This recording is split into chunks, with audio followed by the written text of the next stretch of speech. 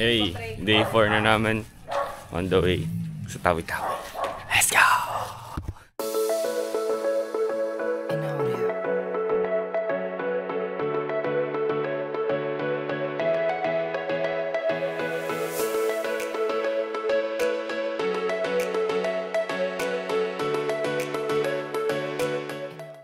Hey, dito na kami sa Tawi-Tawi.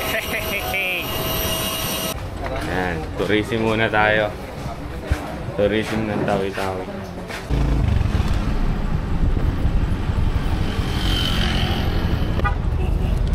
Yan ang sasakyan natin. Ang speedboat ng Tawi-Tawi. Yan ang nanalo nung last race nila dito sa karera.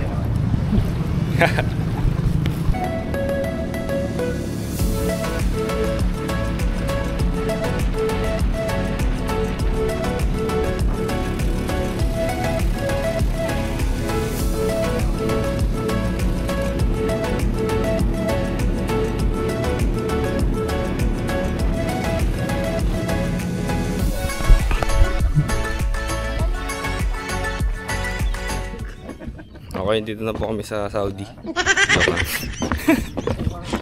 Dito na kami sa Shanghai Shapu Beach Resort.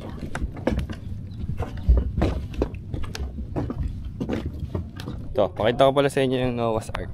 Ginagawa pa. Yung ibang part kasi dito, under construction pa.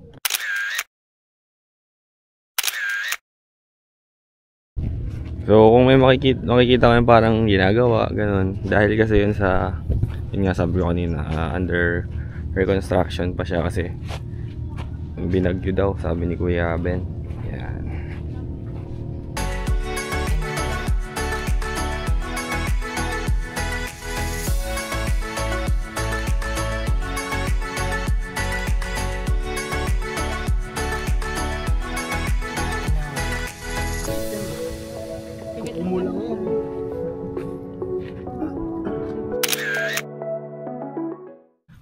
Okay, so guys, paalis na kami dito sa Shanghai Shapu. Pupunta na kami ngayon sa next destination, yun nung sa Simunul Island, tas mosque. Yun, magmo-mosque kami doon. Punta namin yung mosque, visit natin, tas after nun, third island. Yun na, doon na tayo sa sandbar. Let's go! Shit!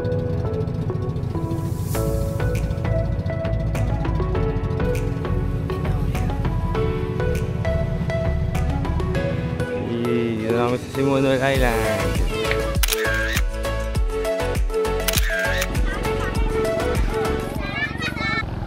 Okay, so dito, after nyo makarating sa island, may maghahabal-habal sa inyo. Yun, pupunta sa mismong mosque. Kasi medyo matagal yung lakad yan. So yun, yun lang. Sa pagkakaalam ko, ito yung pinakaunang mosque sa Asia eh. Itong mosque na to.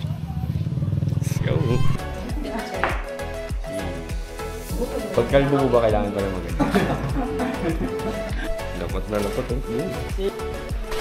Outfit check. Hey! Sinong yung ginagaya mo? Anong ginagaya? Sino ginagaya?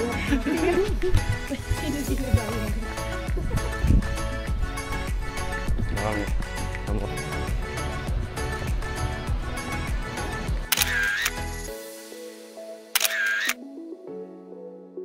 Bago kayo pumasok, tanggalin yung sapatos nyo. Wa'alaikum salam. Wa'alaikum salam.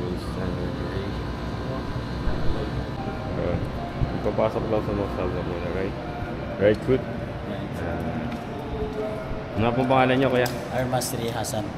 Kami po yung caretaker dito. Yan. Bale kami din yung tagatawag sa masjid. Ito yung itsura niya yung pinatayot ni Sheikh Karim Maktoum.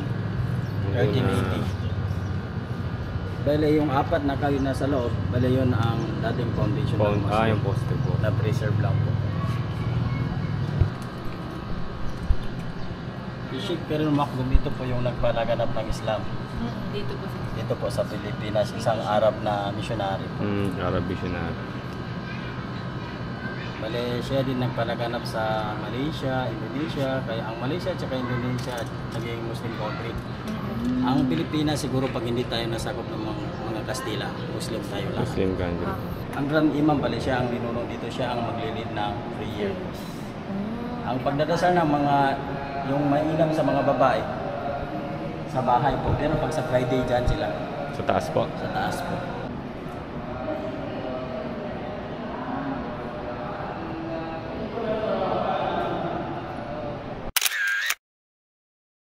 Yan, ito yung mga poste ng pinaka original structure ng mosque nito.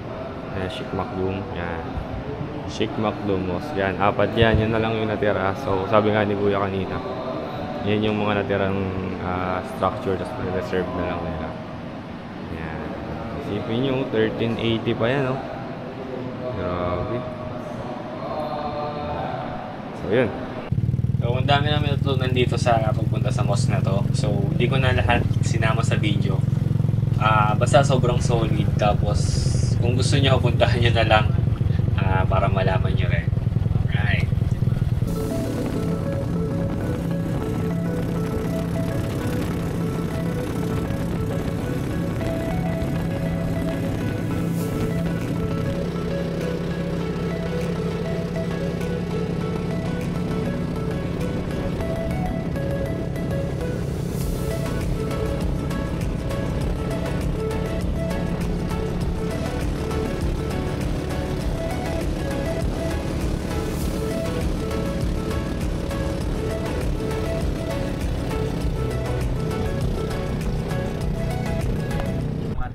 Okay guys, touchdown na kami dito sa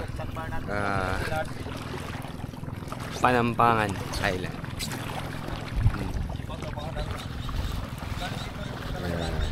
Sapa-sapa to. Sa barangay Sapa-sapa daw. Oo, kahit ako kahapon. Nag-ihaw kami ng pusit. Lunch namin. Nag-ihaw Kamaral. kami ng Pipino. Loren.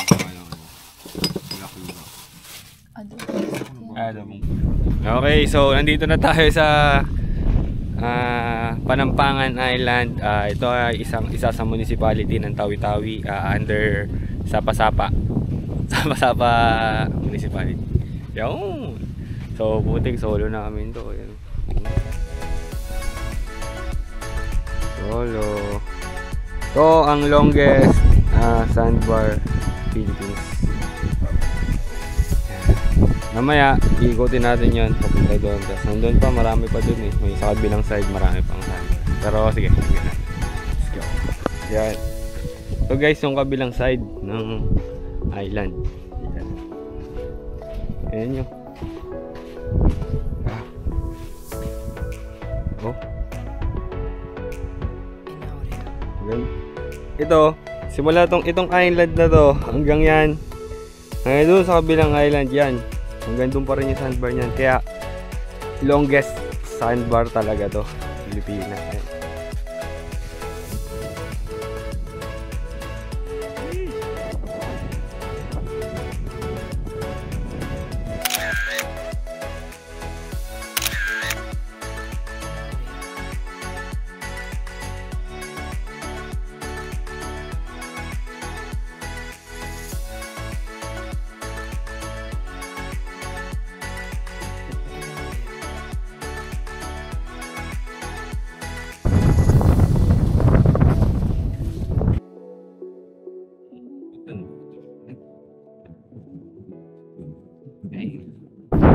Ano kayang gagawin nyo, no? Pag natrap kayo sa ganitong isla,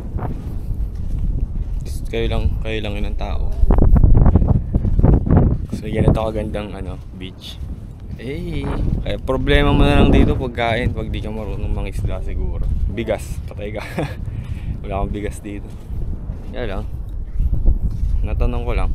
Survival chicks, survival instincts. Wala kang tubig. Paano na?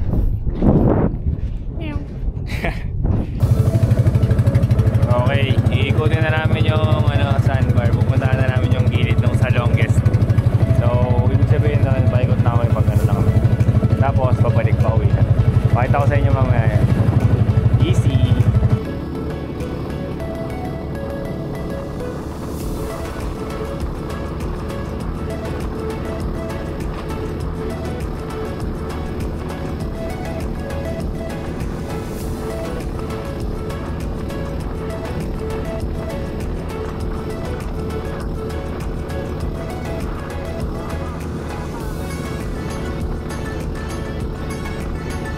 Ayan, doon na kami sa kabilang side. Tingnan nyo guys, oh.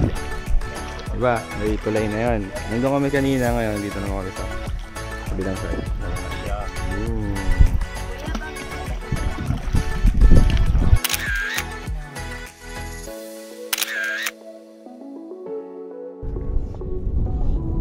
Solo namin talaga itong island na to. Saya. Hindi lang halata sa vlog, sa boses ko. We've got the whole island to ourselves. Ay! Yabang, marunong na maglangoy. Yan layo ng pumpang mo. Ano mo nasabi mo marunong na maglangoy? Thank you sa pagtuturo sa akin.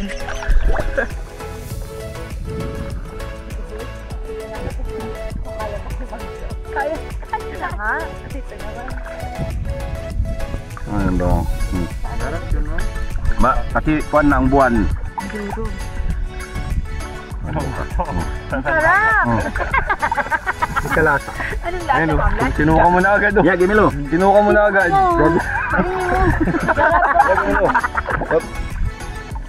Ay, kaso patay ka na. Ah. Baka malakas sa ano to, kuya. Matamis, maalat eh. Hindi na kasi ano. Maalat! Oo, parang talaba rin yan. Ang galing ilaw!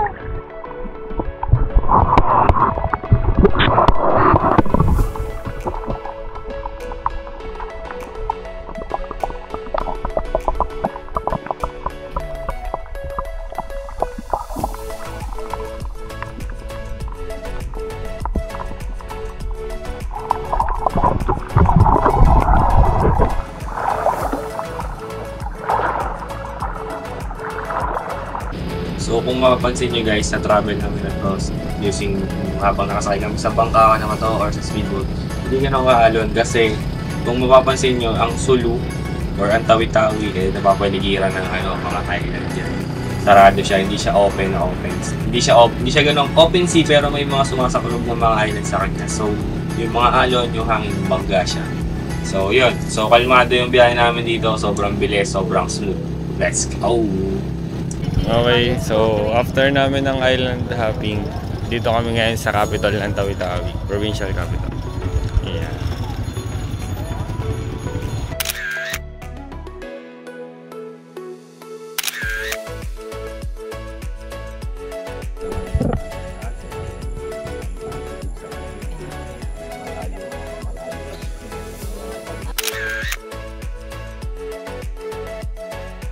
Municipal Hall ng Bonggao. Aga magsara ng mga ano dito, establishment, mga 6 pa lang sarado na mga stores. So pauwi na rin tayo guys. So kita-kits na lang sa day 5. Dito pa rin tayo sa Tawi-Tawi sa day 5. Tapos yun naman is city tour lang ata. City tour lang ata kami bukas. Hindi, Bonggao kami. Akit kami sa taas. Mas maganda rin yun, yung view dun. Yes, ayun lang. So, salamat sa mga nanood. Sana huwag kayong magsawang sumuporta. Huwag kalimutan mag-like, mag-comment kung may tanong. At mag-subscribe. Ayun lang. So, salamat. Barb TV. Signing out. Let's go! Yeah, hindi pa pala. Barb TV. Signing out.